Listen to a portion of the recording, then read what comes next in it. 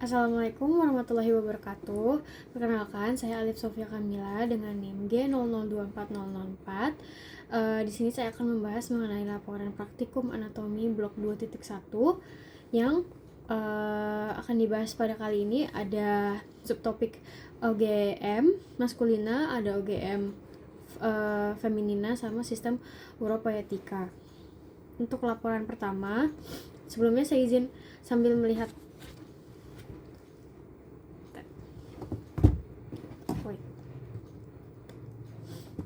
Pertama, jelaskan secara runtut mekanisme ereksi ejakulasi. Mekanisme ereksi dan ejakulasi. Pertama, untuk definisinya sendiri, ereksi ini adalah mengerasnya penis yang awalnya itu normal atau lunak, tapi ketika fase ereksi itu dia akan mengeras dan dapat masuk ke vagina. Kemudian fase ejakulasi. Nah, ejakulasi sendiri dibagi jadi dua fase. Pertama, ada fase emisi, di mana fase emisi ini adalah fase pengosongan sperma dan sekresi kelenjar seks tambahan yang akan menjadi semen dan masuk ke dalam uretra. Kemudian fase ekspulsi atau fase ejakulasi sendiri itu merupakan fase pengeluaran semen dari penis. Nah, bagaimana ereksi itu tercapai? Nah, ereksi itu tercapai ketika terjadi pembekakan jaringan erektil penis oleh darah akibat vasodilatasi hebat arteriol penis yang dipicu oleh rangsang parasimpatis dan penekanan mekanis vena. Nah, untuk ejakulasi pada fase emisi itu terjadi ketika kontraksi otot polos di dinding ductus dan kelenjar seks tambahan yang dipicu oleh rangsang simpatis. Dan fase ejakulasi itu terjadi ketika kontraksi otot rangka di pangkal penis yang dipicu oleh neuron motorik. Jadi yang dapat di-highlight dari ketiga fase ini, kalau ereksi itu dia dipicu oleh rangsang parasimpatis. Nah, kalau fase emisi sama fase emisi itu dipacu oleh atau dirangsang oleh saraf simpatis. Dan kalau fase ekspulsi atau fase ejakulasinya itu oleh neuron motorik. Nah, untuk prosesnya bagaimana? Pertama, rangsangan bisa berupa audio, bisa berupa visual. Itu akan dibawa oleh reseptor aferen nervus dorsalis penis menuju sistem saraf pusat. Dari sistem saraf pusat ini, impuls dibawa ke medula spinalis menuju segmen sakral 2-4. Nah, ini tuh yang saraf parasimpatis. Nah, impulsnya ini akan dibawa ke efektor oleh nervus erigentes, kemudian terjadi otot polos yang ada di corpora cavernosa ini relaksasi dan arteria helicianae itu dilatasi. Nah, kalau arterinya dilatasi itu berarti kan dia itu melebar terus membuat tunika albuginea itu merenggang atau ya menegang juga. Jadi makin lebar, makin rabal, makin lebar. Sedangkan di sini ada vena. Nah, karena tunika albuginanya ini melebar, berarti venanya ini akan terhimpit oleh si tunika albuginanya ini, sehingga terjadi aliran baliknya itu terlambat dan kemudian terjadilah ereksi. Nah, ereksi itu kan tadi mengerasnya, jadi ya gitu, mengeras. Lanjutnya ada ejakulasi. Nah, ejakulasi ini dimulai ketika adanya reseptor atau rangsangan berupa ductus deferens yang penuh. Terus ketika seseorang itu sudah dalam klimaksnya, itu dia reseptornya itu membawa darah efferens oleh nervus pudendus. Nah, proses pada SSP oleh segmen lumbalis 1-3 ini memberikan efek berupa proses emisi. Nah, proses emisi ini itu dinding ductus deferens ini berkontraksi, otot-otot kelenjar vesikalis dan bulbo originalis ini berkontraksi, sphincter vesika urinaria juga berkontraksi. Nah, ini semua nanti jadi mereka itu mengeluarkan sekret-sekretnya dan menuju ke uretra. Nah, pas di uretra itu akan masuk ke proses ejakulasi, di mana proses ejakulasi ini menyebabkan kontraksi arteria helicianae ini sehingga dapat mengalirkan darah. Yang tadi kan darah yang di vena itu terhambat. Nah, ini sekarang udah bisa. Terus ditambah kontraksi musculus bulbus spongius dan musculus ischiocavernosus sehingga dorongan mekanis untuk mengeluarkan semen dari uretra melalui UE atau OUE.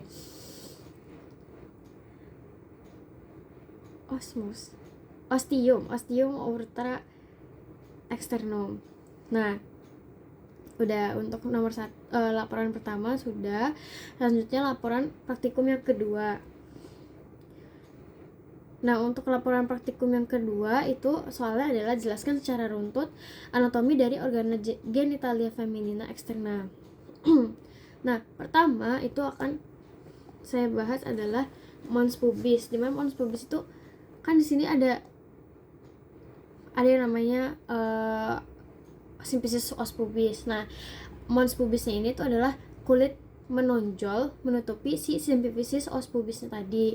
Nah, di bawah kulitnya ini terdapat banyak kumpulan jaringan lemak. Nah, biasanya di os pubis ini terdapat pubes atau pubes yang merupakan kayak rambut-rambut yang ada di bagian si mons pubisnya ini.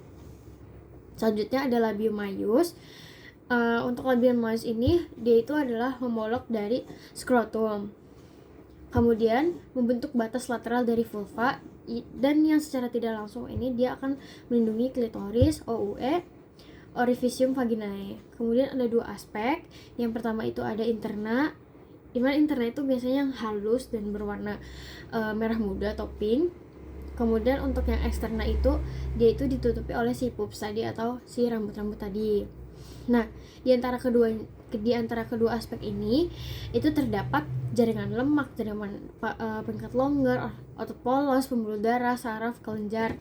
Kemudian di bagian labium maius dexter et sinister ini akan menyatu di bagian anterior dan posterior yang akan disebut sebagai commissure of labia majora. Itu yang mana? Itu yang ini sama wait nih. Selanjutnya ada labium minus, dimana labium minus ini merupakan lipatan yang tidak mengandung lemak, kemudian kulitnya tidak berambut dan letaknya di antara dua labia mayor. Di ujung akan membentuk frenulum labia minor. Nah, frenulumnya ini akan dibagi lagi, jadi frenulum yang ke arah atasnya klitoris itu disebut dengan prepotium klitoris, kemudian frenulum yang ke arah bawahnya klitoris itu disebut dengan frenulum klitoris. Selanjutnya ada klitoris, bulbus, vestibuli, dan Bartholin's gland. Untuk klitoris sendiri itu dia homolog dari glans penis pria. Terus merupakan ujung bebas yang disebut juga glans clitoridis. Nah, glans clitoridis ini sifatnya itu sensitifnya tinggi terhadap seksual. Kemudian terdiri atas dua crura yang akan menjadi musculus ischiocavernosus, kemudian dua corpora cavernosa, satu corpus cavernosum yang biasa disebut dengan glans clitoridis. Selanjutnya ada bulbus of vestibule. Dia ini berada di setiap sisi vestibul vaginae. Ini biasa sama di belakangnya ini, karena ditarik berarti di belakang ini. Kemudian terdapat dua perpanjangan massa dari jaringan erektil. Sisi orificium vaginae bersatu di depan oleh commissura bulborum. Kemudian bulbus of vestibule ini dia homolog dengan bulbus penis pada pria. Selanjutnya ada Bartholin's gland. Bartholin's glands ini homolog dengan glandula bulbouretalis pria yang tersusun dari dua massa kecil bulat lateral dari bulbus vestibuli. Kemudian setiap glandulanya memiliki ductus. Selanjutnya ada vestibulum, di mana vestibulum ini itu adalah yang ini ya, struktur yang ini, yang bulat ini. Nah, apa aja strukturnya yang ada di dalam vestibulum? Ada OUE, ostium uretra externum. Dia letaknya di mana? Dia letaknya di 2,5 cm dorsal dari glans klitoris yang merupakan muara dari ductus glandula parauretralis. Kemudian ada orifisium vaginae, itu lubang di linea mediana. Kemudian ada muara dari ductus glandula vestibularis mayor yang akan menghasilkan cairan lubrikasi. Kemudian dalam vestibul vaginae ini dengan kedalaman yang beragam, ostium vaginae dikelilingi oleh lipatan membrana berbentuk seperti cincin yang disebut dengan himen yang memiliki suatu perforasi sentralis yang kecil atau sepenuhnya menutup ostium vaginae. Setelah rupturnya himen atau biasa diakibatkan oleh hubungan seksual atau cedera, sisa-sisa himen yang tidak beraturan ini akan disebut dengan carancula hymenalis. Nah, ini ada beberapa bentuk himen. Yang ini anular. Terus yang septate himen berarti dia udah terdapat septanya atau septum, ya. Terus yang si cribriform himen itu yang titik-titik. Terus yang porous introitus ini biasanya terjadi ketika apabila wanita ini sudah pernah berhubungan seksual. Nah, udah itu aja untuk laporan praktikum yang kedua, dan yang terakhir ada laporan praktikum mengenai REN. Jelaskan anatomi dari REN beserta vaskularisasi dan inervasinya. Nah, untuk REN ada beberapa lapisan yang melapisi REN. Pertama ada kapsula fibrosa yang dia itu melekat paling dekat dengan si REN-nya itu, yang berfungsi untuk pelindung dan pelindung dari trauma dan dari infeksi. Kemudian perirenal fat, dia merupakan lemak yang meliputi kapsula fibrosa dan pembuluh darah. Terus fascia renalis, dia ini terdiri dari lamina anterior dan lamina posterior yang dia akan berlanjut menjadi transversalis fascia transversalis. Terus ada pararenal fat yang terletak di luar fascia renalis.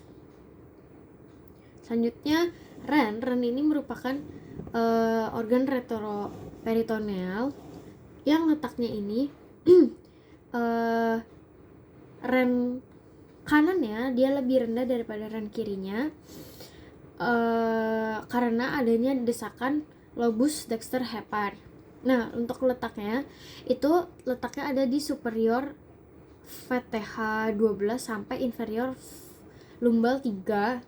Sedangkan yang kanan itu yang lebih rendah itu tuh dia lebih rendah setengah vertebra dari yang kiri. Terus di atasnya REN ini terdapat glandula suprarenalis baik dextra maupun sinistra. Kemudian untuk fiksatornya sendiri ada fascia renalis. Dari REN dia itu ada dari REN ke dinding abdomen posterior, kemudian arteri vena renalis sama corpus adiposum yang dia itu akan menahan si REN-nya itu agar tetap di tempatnya. Kemudian struktur internal REN, dia itu secara garis besar REN itu dibagi jadi 2 lapisan, ada lapisan korteks sama lapisan medula. Secara histologisnya untuk lapisan yang korteks itu biasanya terlihat banyak kapsula Bowman, corpora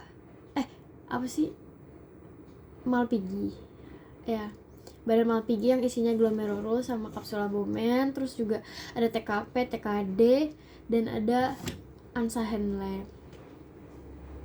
Terus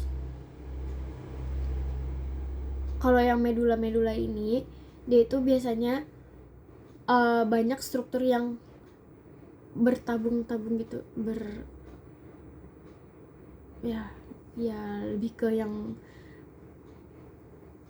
gitu-gitunya, yang bertabung ya gitu. Nah, untuk strukturnya ada apa aja? Pertama ada renal column. Renal column ini itu letaknya di antara piramid yang ada di renal medula. Jadi antar piramid ini ada struktur. Nah, yang strukturnya ini disebut dengan renal column. Nah, yang piramid in renal medula ini dia itu biasanya bentuknya tuh ya kayak piramid segitiga. Terus ada renal papilla dia di ujung dari si piramidnya itu. Kemudian ada renal sinus. Kemudian ada minor calyx. Jadi nanti di ujung dari tubulus yang paling ujung itu akan dialirkan pertama itu ke minor calyx, kemudian dia akan ke major calyx dan akan dilanjutkan ke hilang kan akan dilanjutkan ke pelvis renalis dan masuk ke ureter. Nah, selanjutnya ada beberapa hal yang penting jika di REN. Pertama itu REN itu memiliki dua margo yang lateralis sama margo yang medialis. Ciri-cirinya kalau yang margo lateralis itu margo yang cembung, kalau yang medialis itu margo yang cekung. Terus untuk fasiesnya ada fasies yang anterior sama ada yang posterior. Terus untuk ekstremitasnya ada superior sama inferior. Nah, kalau yang superior itu dia lebih bulat lonjong, sama dia itu merupakan tempat si glandula suprarenalnya melekat. Ini contohnya. Terus kalau yang inferior itu dia lebih kecil daripada si ekstremitas superior. Selanjutnya untuk vaskularisasinya, pertama-tama dia itu dapat vaskularisasi arteri dari aorta abdominalis yang akan bercabang menjadi arteri renalis. Kemudian dia akan masuk terus dia akan bercabang jadi ramus anterior posterior arteri renalis. Terus dia akan masuk ke arteria interlobaris.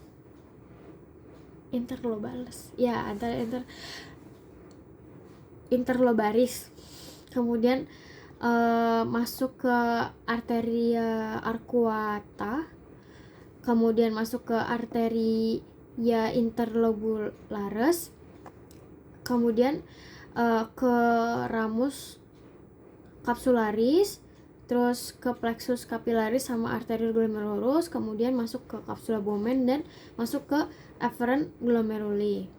Nah, untuk venanya dari afferent arteriole atau si glomerulurinya ini dia masuk ke peritubular capillaris, kemudian masuk ke vasa recta dan masuk ke interlobular vena interlobular, terus vena arcuata, interlobar vena, kemudian ke vena renal dan keluar ke inferior vena cava inferior. Kemudian untuk inervasi dari REN dibawa oleh plexus renalis yang di dalamnya mengandung serabut afferent simpatis dan parasimpatis. Serabut afferent yaitu ada plexus renalis yang berasal dari nervi spalnici thoracici, kemudian simpatisnya oleh nervus spalnicus major et nervus spalnicus minor, terus parasimpatisnya oleh nervus vagus, dan plexus renalisnya berhubungan dengan plexus testicularis. Terima kasih, itu aja penjelasan mengenai laporan praktikum di blok 2.1. Semoga bermanfaat. Wassalamualaikum warahmatullahi wabarakatuh.